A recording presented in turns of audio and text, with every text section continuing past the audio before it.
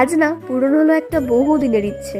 মনে হচ্ছে তো যে কি এমন ইচ্ছে? হ্যাঁ বলবো, সবটাই বলবো। তার আগে আজকের ব্লগটা শুরু করা যাক। So hello everyone, good evening সকলকে, এবং এর সাথে সকলকে জানাই মেরি ক্রিসমাস। আমাদের সব থেকে বড় উৎসব যেমন দুর্গাপুজো, তেমন খ্রিস্টানদের সব থেকে বড় উৎসব বড়দিন।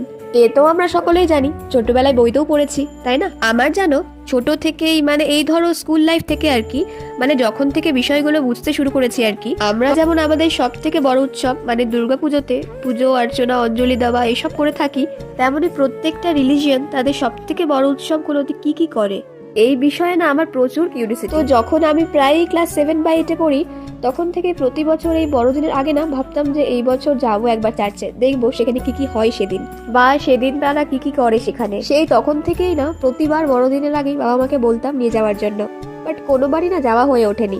ইভেন বড় হয়েও না অনেকবারই ফ্রেন্ডদের সাথেও প্ল্যান করা হয়েছে যাওয়ার জন্য, কিন্তু প্রত্যেকবারই না কোনো কারণের জন্য ঠিক ক্যান্সেল হয়ে গেছে, কোনোবারই আর যাওয়া হয়ে ওঠেনি। তো এই বছর হঠাৎ করেই প্রায় যাওয়ার প্ল্যান হয় আর হঠাৎ করে চলে যায়। তাই মনে হলো আমার মতো এই কৌতূহল হয়তো অনেকের মনেই থাকতে পারে, তাই ভাবলাম একটা ব্লগ করা যাক।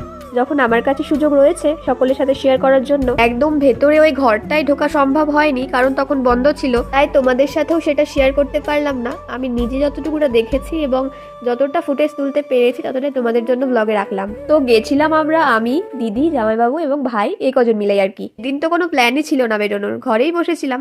তো হঠাৎ দিদি ফোন করে বললো চল ঘুরে আসি। তো আমিও সেই কথায় রাজি হয়ে বললাম চলো ঘুরে আসাই যাক। বিগত কত বছর ধরে বড়দিনের আগে প্ল্যান করতাম যে যাবো এবছর, যাবো ওই বছর যাবো, প্ল্যান করেও এমন হয়েছে যে ক্যান্সেল হয়ে গেছে। কিন্তু এবছর দেখো প্ল্যান না করে সাকসেসফুল হয়ে গেল। তো যাই হোক, তখন ঘড়িতে বাজে প্রায় 9:30-10টা মতো। তো তখন আমরা চার্চ থেকে বেরিয়ে সবারই একটু খিদে মতো পেয়েছিল। তো টুকটাক কিছু খেয়ে নিয়ে ভাবলাম যাই, কার্নিভাল যে হচ্ছে মালদায়, তো কার্নিভালের ওখান থেকে ঘুরে আসা যায়। তো কার্নিভালের ওখানে ঢুকতে প্রায় আমাদের তখন বেজে গেছিল 10:30 মতো। তো ঢুকতে ওখানে ভীষণ লেট হয়ে গেছিলো, তাই দেখছি ঢোকার কিছুক্ষণ পরে, মানে এই বেশ দুটো গান হওয়ার পরেই দেখলাম যে প্রোগ্রামটা শেষ হয়ে গেল। তাই তেমন একটা ফুটেজও তুলতে পারিনি। তো যেটুকুটা ফুটেজ তুলেছি সেটুকুটা অ্যাড করলাম। তো এভাবেই কাটলো আমাদের 25th-এর লাস্ট 25th, মানে ক্রিসমাসের দিনটা। তো আজকের ব্লগটা শেষ করছি এখানেই। দেখা হচ্ছে খুব তাড়াতাড়ি ইন্টারেস্টিং একটা ব্লগে।